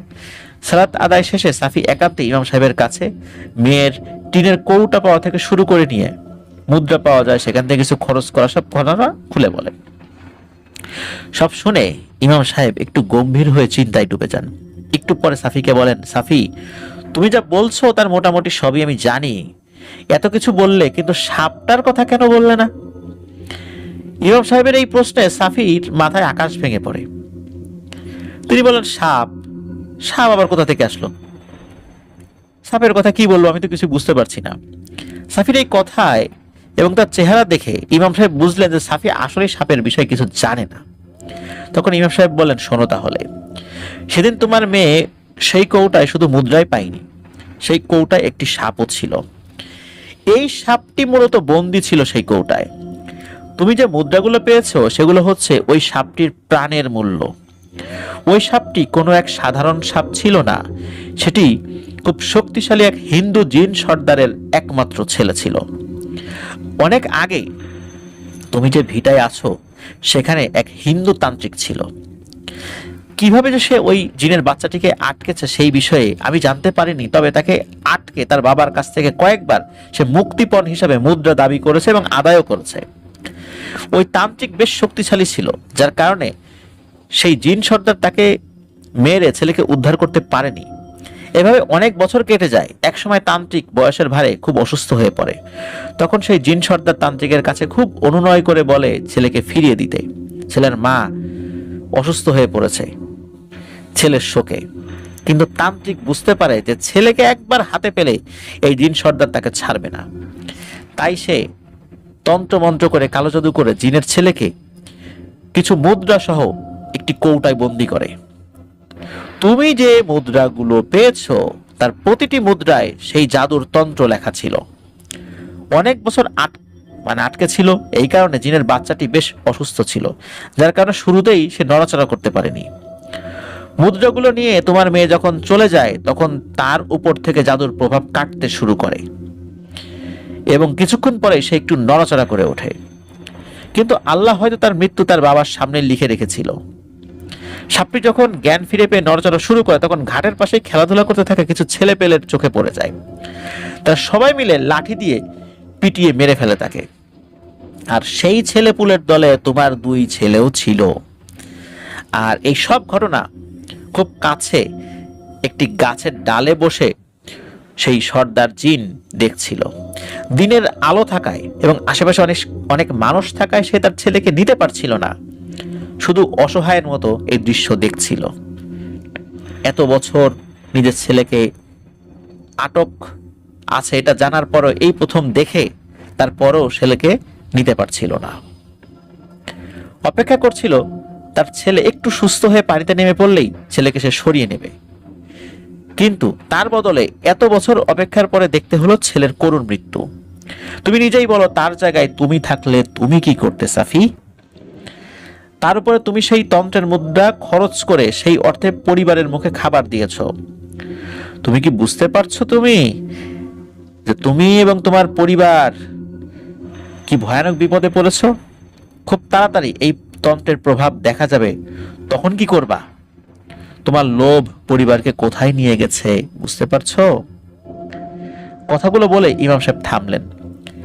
সাফি বুঝতে পেরেছিলেন তিনি আসলে কি বিপদে পড়েছেন। তখন সাফি হাউমাউ করে কেঁদে ইমাম সাহেবের কাছে সাহায্য প্রার্থনা করেন। ইমাম সাহেব তাকে শান্ত করে বলেন, আমি কতটুকু কি করতে পারবো জানি না, তবে চেষ্টা করব। তুমি এক কাজ করো, বাকি মুদ্রাগুলো সব নিয়ে আসো আমার কাছে, আর ছেলেকেও সাথে করে নিয়ে আসো। সাফি দেরি না করে তখন বিদায় নিয়ে দ্রুত বাড়ি ফেরত আসেন। মুদ্রাগুলো নিয়ে ঘর থেকে বের হবেন তখন আবার তার মাথায় শয়তানি বুদ্ধি উকি দেয়। তিনি ভাবেন এখান থেকে আরো কিছু মুদ্রা রেখে বাকিটা দেবেন হুজুরের হাতে। হুজুরকে তো বলে এসেছেন কিছু খরচ করেছেন, এতে হুজুরের সন্দেহ হবে না।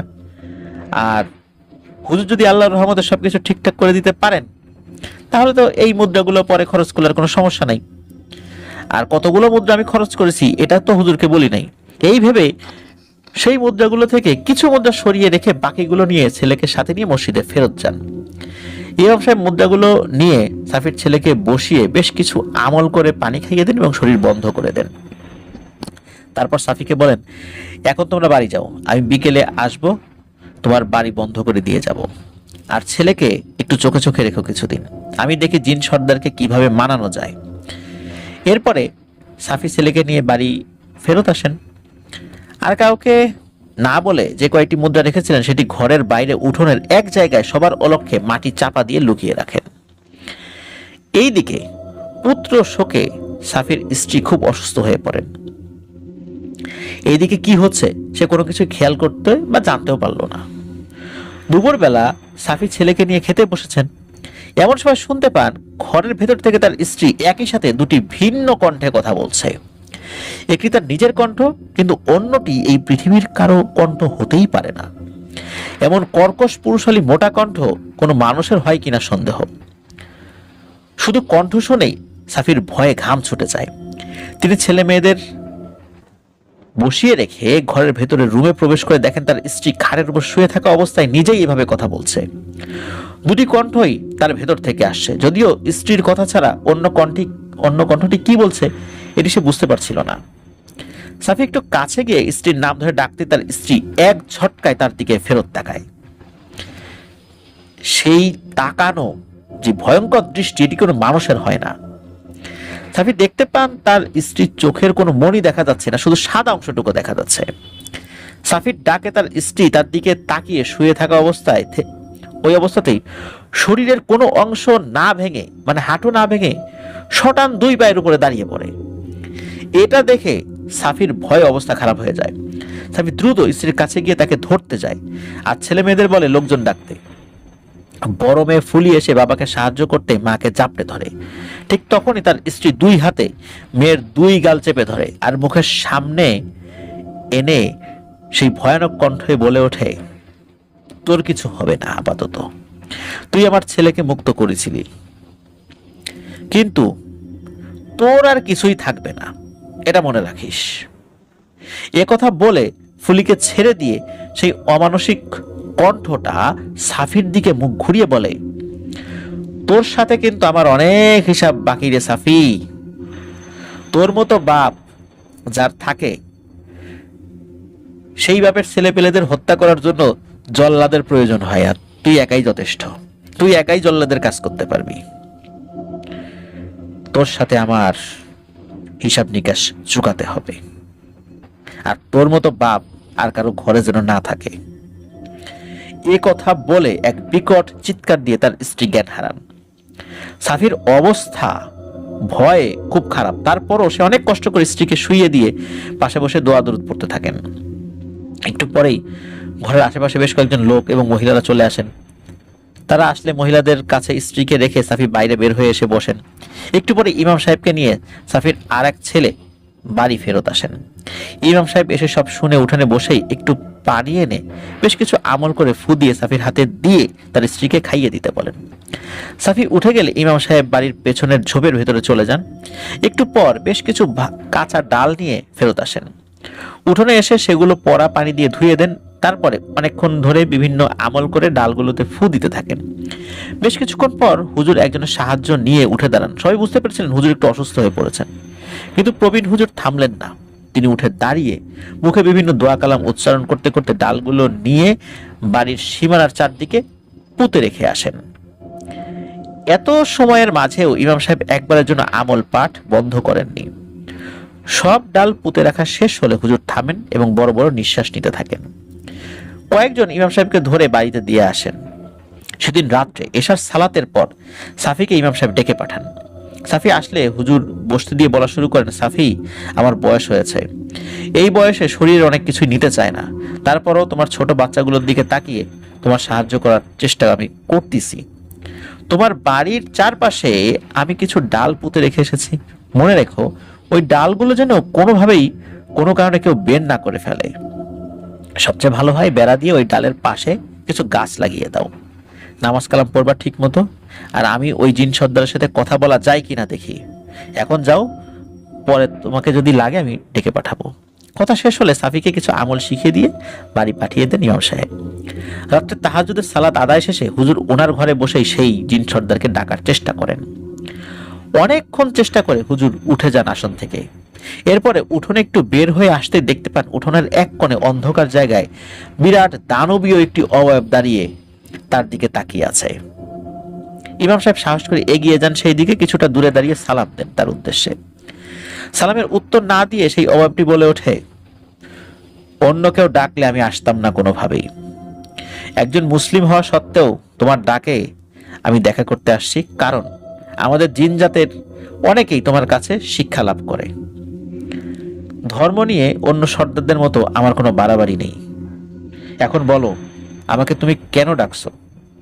আমাকে তো ওই লোভীর বাড়ি বন্ধ করে দিয়ে ওখানে ঢোকা বন্ধ করে দিছো, এখন আবার আমার কাছে কি চাও? ইমাম সাহেব তার উদ্দেশ্যে বললেন, দেখেন, আপনি তো একটা গোষ্ঠীর সর্দার, বিচার আচার তো আপনিই করেন, তাই না? আপনার গোষ্ঠীর কেউ যদি না জেনে না বুঝে কোনো ভুল করে ফেলে, তাহলে তার শাস্তি কি হতে পারে?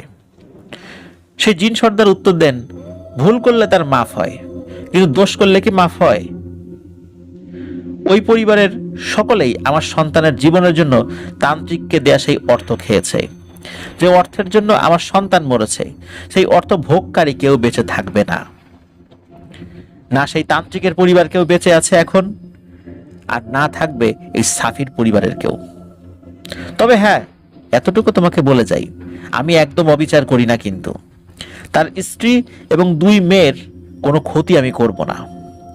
তবে তার কোনো পুত্র সন্তান হলে আমি বাঁচতে দেব না। বাড়ি বন্ধ করে আসছো, সারা দুনিয়া কি তুমি বন্ধ করতে পারবা? একদিন ঠিকই আমি কিন্তু ওদেরকে ধরবো। আর হ্যাঁ, ওর মায়ের মৃত্যুর কারণও কিন্তু আমি। যেদিন আমার ছেলেকে তার 2 নাতি সহ অন্য বাচ্চারা পিটিয়ে মারছিল, তখন ওই বৃদ্ধা মহিলা একটু দাঁড়িয়ে নাতিদের মানা না করে বলছিল, দেখিস একদম মাইরা ফেলা, নাইলে কিন্তু এই সাপ আবার রাত্রে এসে কামড়াবে। হুজুর, তোমার সাথে আমার কোনো শত্রুতা নাই, কিন্তু তোমার ব্যাপারে আমি কিন্তু ভালো কিছুই খালি শুনছি, তাই তোমার সাথে আমার বিরোধ সৃষ্টি হোক এটা আমি চাই না। তোমার কিছু আমি করি এটাও আমি চাই না। তুমি কিন্তু আর কিছু করার চেষ্টা করো না এই বিষয়ে, তা না হলে এই বৃদ্ধ বয়সে তোমার একমাত্র নাতির লাশও কাঁধে নিতে হবে, এই বলে দিলাম। আমি আসি এখন, তোমার উপর কিন্তু আমার নজর থাকবে। আরেকটা কথা বলে যাই, তুমি হয়তো এখনো জানো না এই কথাটা, ওই সাফির কাছে কিন্তু এখনো অনেক মুদ্রা রয়ে গেছে। তুমি এই মুদ্রাগুলো আমারে ফেরত দেওয়ার জন্য নিছিল তো, ওই লোভী এখনো কিছু মুদ্রা ওর কাছে রেখে দিছে। তার কাছে সন্তানের থেকে ওই মুদ্রাই বেশি দামি। এমন লোকের উপকার তুমি করতে চাচ্ছ, তুমি কিন্তু হয়তোবা মানবিক দিক চিন্তা করে কাজ করছো, কিন্তু ওর উপকার করা কিন্তু আসলে ঠিক হচ্ছে না। যা করো বুঝে শুনে করো। এই কথাগুলো বলে হুজুরের সামনে ওই অভাবটি শূন্যে মিলিয়ে যায়। শেষের কথাগুলো শুনে হুজুর সাফির এই কাজে মারাত্মক কষ্ট পেলেন এবং সেই সাথে রেগেও গেলেন। তিনি ভাবলেন যে না, আর কিছুই তিনি করবেন না। সাফির যে নফস, এটা পুরোপুরি শয়তান দখল করে ফেলেছে। এমন লোভে সে পড়েছে যে এই লোভ থেকে তাকে বের করা যাচ্ছে না। তার সন্তান মারা গেল, তার মা মারা গেল, বাকি সন্তানরা জীবিত আছে, অথচ সে তার লোভ থেকে বেরোতে পারছে না। এই ধরনের সিচুয়েশন হওয়ার পরেও আর আমার কাছে সে এইভাবে মিথ্যা কথা বলে গেল, আর আমি এর জন্য আমার একমাত্র নাতিটার সর্বনাশ করব। তাকে তো মানুষ করতে হবে, বড় আলেম বানাতে হবে। এসব ভাবতে ভাবতে হুজুর ওই দিনের মতো ঘরে চলে যান মনের কষ্ট নিয়ে। এরপরে সাফির পরিবারের তেমন কোনো ঘটনা ছাড়াই বেশ কিছুদিন কেটে যায়। হুজুর তার পরিবার নিয়ে বাগেরহাট চলে আসেন। সেখানে কয়েক বছর পর নিজে একটি মাদ্রাসা স্থাপন করেন। আল্লাহ সুবহানাহু ওয়া তাআলার অশেষ রহমতে নাতিকে তিনি বেশ ভালোভাবে শিক্ষাদান করতে থাকেন। কিন্তু হায়াত তো আসলে সারা জীবন থাকে না, তাই না? তাই একসময় আল্লাহ তাআলার ডাকে সাড়া দিয়ে ইমাম সাহেব চলে যান না ফেরার দেশে। তবে নাতিকে এই যে ঘটনাটি, এই ঘটনাটি উনি কিভাবে কতটুকু সমাধান করেছিলেন এই বিষয়টি বলে গিয়েছিলেন। আর এটাও বলে গিয়েছিলেন যে যদি কখনো সাফির পরিবারের কেউ কোনোদিন সাহায্যের জন্য আসে, তাহলে তার নাতি যেন তাদেরকে ফিরিয়ে না দেয়। তো উনি এটাও বলেছেন, আমি যতটুকু জানি তা দিয়ে ওই সময় ওই জিন সর্দারের সাথে পেরে উঠতাম না। তাহলে তোমার ক্ষতি সে করতো, কিন্তু তোমাকে আল্লাহ তাআলা অশেষ রহমতে যেভাবে মানুষ করেছি, তুমি আরো একটু বড় হলে আরো কিছু শিখলে ইনশাল্লাহ ওই জিন সর্দারের সাথে মোকাবেলা করতে পারবে। তোমার জীবনে চলার পথে আমার সাথে থাকা আমার ছাত্র জিনেরা, আমার বন্ধু জিনেরা সবাই তোমার পাশে থাকবে ইনশাল্লাহ। তুমি নিজেও ইনশাল্লাহ অনেক ভালো মানুষ এবং জিন্নের সান্নিধ্য পাবে। তবে কখনো অহমিকা মনের মধ্যে এনো না। শেষ সময়ের এই কথাগুলো ইমাম সাহেবের নাতি তখনও ভোলেননি। আর হয়তো তাই সেই জিন সর্দারের সাথে ইমাম সাহেব মারা যাওয়ার বেশ বছর পরে আবারও মোকাবেলা করতে হয়। শিক্ষা দীক্ষা, জ্ঞান অর্জন, কঠোর পরিশ্রম ও আল্লাহ তাআলার অশেষ রহমতে একসময় যিনি নিজেকে দক্ষিণবঙ্গের নাম করা একজন আলেম হিসেবে প্রতিষ্ঠিত করতে সক্ষম হন। তো ওনার নামটা জুবাইর ভাই বলেছেন, আমি সঙ্গত কারণে বলছি না। তো যাই হোক, জীবনে তিনি অনেক ধরনের ঘটনার সম্মুখীন হয়েছেন। কত যে ঘটনার সম্মুখীন হয়েছেন তার কোনো হিসাব নেই। অনেক মানুষ এবং জিন যারা বিপথে ছিল, আল্লাহ তাআলার অশেষ রহমতে তার সান্নিধ্যে সুপথে এসেছেন। কত ছাত্র তার হাত ধরে হাফেজ হয়েছেন তা বাগেরহাটের অনেকেই জানেন। যাক, আমরা আবার ঘটনাতে ফেরত যাই। ইমাম সাহেব মারা যাওয়ার প্রায় আরো 15-16 বছর পরের ঘটনা। সেই সময়ে সেই হুজুরের বয়স, মানে এই যে নাতি, ওনার বয়স 40-এর কাছাকাছি হবে। সকলে ফজরের জামাত শেষ করে বাড়ি ফেরত এসে দেখেন 2জন মহিলা আর একজন যুবক তার দাদার অর্থাৎ ইমাম সাহেবের কবরের কাছে শুকনো মুখে দাঁড়িয়ে আছেন। এটা দেখে বেশ অবাক হন ওই হুজুর। সচরাচর তিনি এবং তার পরিবারের লোকজন ছাড়া খুব বেশি মানুষ ইমাম সাহেবের কবর জিয়ারত করতে আসেন না। হুজুর তাদের দিকে এগিয়ে সালাম দিয়ে তাদের পরিচয় জিজ্ঞেস করেন। তখন তাদের মধ্যে একজন বয়স্কা মহিলা সামনে এগিয়ে এসে বলেন, আসসালামু আলাইকুম ভাই, আপনি আমারে চিনবেন না, অনেক ছোট থাকতে আপনাকে আমি দেখেছি, এখন তো মাশাআল্লাহ আপনি অনেক বড় আলেম হয়েছেন, আপনার অনেক ভালো নাম ডাক শুনেছি, আমার নাম ফুলি বেগম। আপনারা এখানে আসার আগে যে গ্রামে থাকতেন আমিও সেই গ্রামে থাকতাম এক সময়, আমার বাবার নাম ছিল সাইফুদ্দিন সাফি। এতটুকু বলতেই হুজুর তাকে থামিয়ে দিয়ে বলেন, আর বলতে হবে না আপা, আমি আপনাকে চিনেছি, আমি তো ভাবছিলাম আরো আগে আসবেন, তাই এত দেরি হলো কেন আসতে?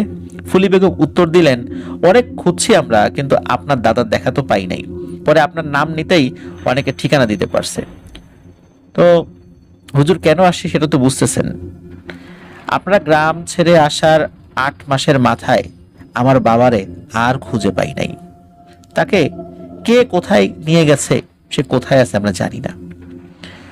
এক ভাইরে তো পানিতে নিয়ে গেছে, আর এক ভাই আব্বা নিখোঁজ হওয়ার 5 বছরের মাথায় গলায় দড়ি দিয়ে মারা গেছে। ভাই যেদিন গলায় দড়ি দেয় তার আগের দিন আমার শ্বশুর বাড়ি এসে আমারে বলল, আপা তুই এইটা কি করলি, তুই যদি ওই দিন ওই কৌটা না খুলতি তাহলে আমাদের এমন দিন দেখা লাগতো না। আমি রাত্রে ঘুমাইতে পারি না, ঘুমাইলে কে যেন ডাকে, পরে জানালা দিয়ে বাইরে তাকালেই দেখি আব্বা উঠানের বাইরে দাঁড়ায় আছে আর আমারে ডাকতেছে। 2-3 দিন বাইরে বের হয়ে দেখছি, কাছে গিয়ে দেখি আব্বা নাই, সেখানে কতগুলো ছাই পড়ে থাকে। আপা আমার মনে হয় ওরা আমারে বাঁচতে দেবে না। এরপর দিনই ভাই গলায় দড়ি দেয়। হুজুর সব শুনলেন মনোযোগ দিয়ে, তারপর বললেন, আপা আপনি বাড়ির ভেতরে আসেন, এখানে আর কিছুই বলার দরকার নাই। বাড়ির ভেতরে এসে বসার পর হুজুর বাকি দুজনের পরিচয় জিজ্ঞেস করতে জানতে পারেন তারা ফুলি বেগমের মেয়ে আর মেয়ের হাজবেন্ড। তাদের পরিচয় শুনেই বিচক্ষণ হুজুর বুঝতে পারেন মুসিবত এখন তাদের উপর এসে ঠেকেছে। হুজুর জিজ্ঞেস করেন, আপনার আর এক বোন ছিল, সে কোথায়? ফুলি বেগম বললেন, আমার ওই বোনের ভালো গেরস্থ ঘরে বিয়ে হয়েছিল, বারবার ছেলে সন্তান হয়ে মারা যাওয়ায় তারে অপয়া বলে অনেক নির্যাতন করত, এক সময় সহ্য করতে না পেরে সেও আত্মহত্যা করে। এখন আমার পরিবারের আমি একাই জীবিত। কিন্তু ভাই আমি নিজের জন্য আসি নাই, আমি ওইটুকু বয়সে চোখের সামনে আমার পরিবারের সবাই নিয়ে মরতে দেখছি, এখন আর মরণের ভয় পাই না। কিন্তু এই আমার একটাই মেয়ে, ছেলে সন্তান আমারও হয়েছিল 2জন, কিন্তু বাঁচে নাই, বাঁচতে দেয় নাই। এখন আমার এই মেয়েটার সাথেও একই ঘটনা শুরু হয়েছে। এই বলে বহুদিনের কষ্ট বুকে নিয়ে অঝরে কেঁদে ওঠেন ফুলি বেগম। হুজুর চুপ করে বসে থাকেন, সময় দেন তাকে স্বাভাবিক হতে। বুঝতে পারছিলেন কি গিয়েছে এই পরিবারের উপর দিয়ে। ভেতরে ভেতরে হুজুর বেশ রেগে ওঠেন ওই জিনের উপরে। কিছুক্ষণ পর হুজুর বলেন, আপা থাক, আর কান্নাকাটি করেন না, আজকে আপনারা যারা মহিলারা তারা বাড়িতে ফেরত যান, আপনার মেয়ের হাজবেন্ড সে এখানে থাকুক। হুজুরের কথা অনুসারে ফুলি বেগম মেয়েকে নিয়ে চলে যান। হুজুর ওই যে মেয়ের যে ফুলি বেগমের মেয়ের যে হাজবেন্ড, তার নাম ছিল হলো হাসিব, তাকে নিয়ে বাড়ি থেকে বের হয়ে মাদ্রাসার দিকে যেতে থাকেন। প্রতিমধ্যে অনেক কিছু জিজ্ঞেস করে জেনে নেন টুকটাক তথ্যগুলো। তো এই হাসিবকে নিয়ে মাদ্রাসাতে সেদিন উনি ওই হাসিবকে থাকার ব্যবস্থা করে দেন আর কি, তার জন্য। আর হুজুরের জন্য যে বরাদ্দকৃত ইবাদতখানা কাম অফিস, সেখানে গিয়ে হুজুর দরজা বন্ধ করে দেন। উনি দরজা বন্ধ করলে কেউ সহজে সেখানে যেতেন না, কারণ মাদ্রাসার সকালে মোটামুটি জানতেন হুজুরের সাথে এখন অনেকেই দেখা করতে আসবেন। হুজুর সবসময়ের মতো তার তথ্য সংগ্রহ করা জিনিসদের ডেকে পাঠান এবং অপেক্ষা করতে থাকেন। একটু পরেই ঘরের উল্টো পাশের জানালা দিয়ে দমকা এক বাতাস এসে ঘরে ঢুকেই সালাম দেয়। সালামের উত্তর দিয়ে হুজুর বলেন, তোমার জন্য একটা বিশেষ কাজ আছে, আজকে আমি তোমাদের কিছু পত্র দিয়ে সর্দারদের কাছে পাঠাবো, তোমরা যাবে এবং আজ রাতে তাদের আমার বাড়িতে নিমন্ত্রণ দিয়ে আসবে। অবশ্যই অবশ্যই পাথর জমিনের বাদশাহ সর্দারে আলাকে আমার সালাম জানাবে এবং খুব আন্তরিকভাবে সালাম জানাবে এবং বলবে যে আমার নিমন্ত্রণ যেন উনি গ্রহণ করেন, এবং বলবেন যে ওনাকে আমার খুবই প্রয়োজন। এই সর্দারে আলা হচ্ছে সুফিয়ান হুজুরের সেই বড় দাদা। জিনেরা এই দাওয়াত নিয়ে চলে যান সকলকে পৌঁছে দিতে। মাগরিবের জামাত শেষে হুজুর মসজিদের বাইরে একটু হাঁটাহাঁটি করছিলেন, তখন পেছন থেকে সালাম শুনে হুজুর ঘুরে তাকিয়ে দেখেন তার তথ্য সংগ্রহকারী জিনেরা এসেছেন। তারা জানালেন সবাই দাওয়াত কবুল করেছেন এবং সর্দারের আলা ঠিক সময়ে উপস্থিত হবেন বলে জানিয়েছেন। হুজুর তাদেরকে বিদায় দিয়ে বাজারের দিকে রওনা হন। বাজারে গিয়ে ভালো মানের কিছু মিষ্টি নিয়ে আস্তে আস্তে বাড়ির পথ ধরেন। বাড়ি এসে স্ত্রীকে ডেকে একটু শরবত তৈরি করে রাখতে বলেন। ঠিক মধ্যরাতে হুজুর তসবিহ পড়ছিলেন, তখন একজন একজন করে মুসলিম জিন সর্দারগণ উপস্থিত হন, যারা বিভিন্ন এলাকার সর্দার ছিলেন। সবাই উপস্থিত হলেও সর্দারে আলা মানে এই বড়দাদা আসছিলেন না দেখে উনি একটু বিচলিত হন। তখন একজন বলে ওঠেন, হাফেজ সাহেব চিন্তা করবেন না, হুজুর আসবেন। তিনি একটি বিচার সম্পন্ন করতে গিয়েছেন। তো বিভিন্ন বিষয় নিয়ে অন্য সর্দারদের সাথে হুজুর কথা বলছিলেন। কিছুক্ষণের মধ্যে সারা বাড়ির আঙিনা সুগন্ধি ছড়িয়ে ঘরে প্রবেশ করেন সর্দারে আলা তথা বড়দাদা। তিনি আসতেই সকলে উঠে দাঁড়িয়ে সালাম দেন। বড়দাদা সালামের উত্তর দিয়ে সকলের দিকে তাকিয়ে বলেন, মাশাআল্লাহ, হাফেজ সাহেব কি এমন সুখবর আছে যার কারণে মহান রাব্বুল আলামিন সকলকে একসাথে দেখার তৌফিক দিয়েছেন? তখন হাফেজ সাহেব উত্তর দিলেন, হুজুর সুখবর এখনো হয়নি, তবে আপনার সম্মতি এবং সাহায্য করলে ইনশাআল্লাহ সুখবর হবে। সবাই অবাক হয়ে হাফেজ সাহেব হুজুরের দিকে তাকালে হুজুর তার গ্রামের বাড়ি থেকে শুরু করে সাফির পরিবারের সাথে ঘটনা যেটা ঘটেছে তার দাদার মুখ থেকে শুনেছেন, তারপরে যে ফুলি বেগমের কাছ থেকে শুনেছেন, সব কিছু উনি এই বিষয়টি উপস্থাপন করেন। সর্দারগণ সব শুনে বড় দাদার মতামতের জন্য চুপ করে থাকেন। বড় দাদা সবকিছু মনোযোগ দিয়ে শুনলেন, তারপর বেশ কিছুক্ষণ চুপ থেকে হঠাৎ বলে ওঠেন, হাফেজ সাহেব, আজ আপনার বাড়িতে এই সমস্যার সমাধান না করে কিছু খাওয়াটা আমার কাছে হালাল বলে মনে হচ্ছে না।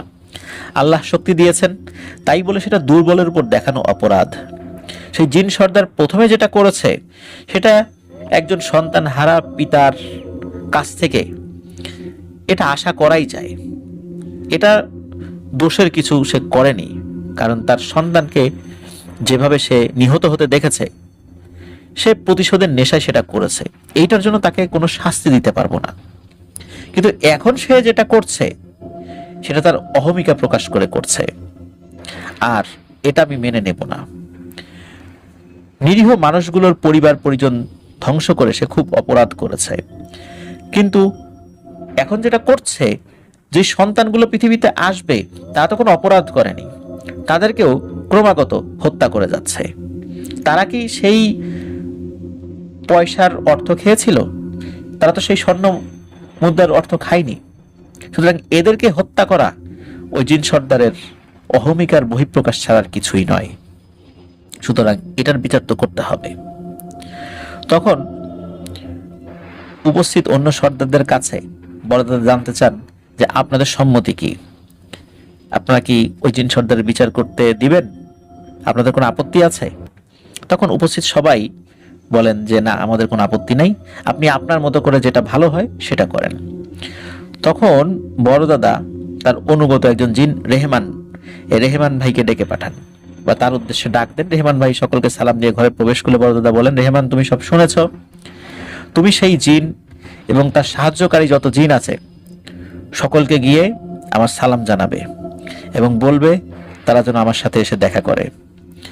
যদি আমার কাছে আসতে অপারগতা প্রকাশ করে তাহলে জোর করে নিয়ে আসবে, আর যদি কোনো ঝামেলা করে তাহলে তাকে জীবিত অথবা মৃত যে কোনো ভাবে আমার সামনে এনে উপস্থিত করবা। এটাই আমার তরফ থেকে তোমার জন্য নির্দেশনা।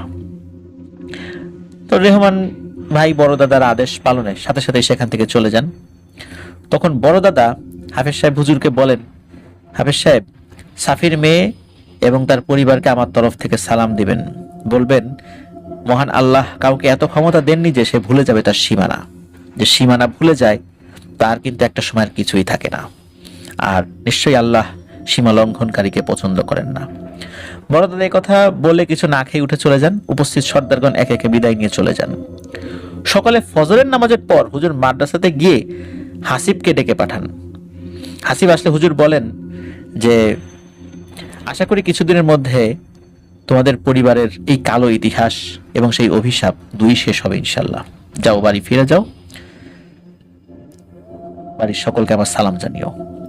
আর তোমার কাছে আবদার, সামনে ইনশাল্লাহ আল্লাহ তাআলার হুকুমে যদি তোমাদের ছেলে সন্তান হয় তাকে দ্বীনের লাইনে লেখাপড়া করিও, এটাই আমার অনুরোধ। জানি না কতদিন বাঁচবো, কিন্তু নিশ্চয়ই ভালো কাজ করার চেষ্টা করছি, আল্লাহ তাআলা যদি আমার কাজে সন্তুষ্ট হন। এর 2-3 দিন পর রাতের বেলা হুজুর মাদ্রাসা থেকে বাড়ি ফেরত আসছিলেন, তখন রেহমান ভাই এসে জানালেন সেই জিন সর্দারকে বড় দাদার সালাম জানানো হয়েছিল, তাকে বলা হয়েছিল যে বড় দাদার সাথে দেখা করতে, কিন্তু কিন্তু কোনোভাবে সে আদেশ মান্য করেনি, এবং মান্য না করে উল্টো সে তার অনুগত জিনদেরকে দিয়ে রেহমান ভাইয়ের উপর চড়াও হয়। বার্তাবাহক কোনো জিনের উপর চড়াও হওয়া এটা মারাত্মক অপরাধ। শুধু জিনদের বেলায় না, মানুষের ক্ষেত্রেও যদি কোনো বার্তাবাহক কোনো শত্রু অঞ্চলেও যায় তাকে আক্রমণ করা যাবে না। কিন্তু এই জিন সর্দার এই কাজটি করার কারণে ভয়ানক একটা ঝামেলা সৃষ্টি হয়ে যায়। রেহমান ভাইয়ের সাথে যাওয়া অন্যান্য জিনেরা দূরে ছিল, যখন তারা দেখলো যে রেহমান ভাই আক্রান্ত হয়েছেন, তখন সেই জিনেরা এসে রেহমান ভাইকে বাঁচানোর জন্য ওই জিন সর্দার এবং তার অনুগত জিনদের উপর আক্রমণ করে, এবং সেই আক্রমণে ওই জিন সর্দার সহ তার অনুগত সকল জিনেরাই নিহত হন। নেহায়েত বাধ্য হয়েই তাকে হত্যা করতে হয়েছে। হুজুর সব শুনে একটা দীর্ঘ নিঃশ্বাস ফেলে আস্তে আস্তে বাড়ির পথ ধরেন। প্রিয় লিসেনার্স, ঘটনা এখানেই শেষ। হাসিবের বছর 2 পরেই একটি পুত্র সন্তান হয়েছে সুসংবাদ হুজুরকে দিয়েছিলেন।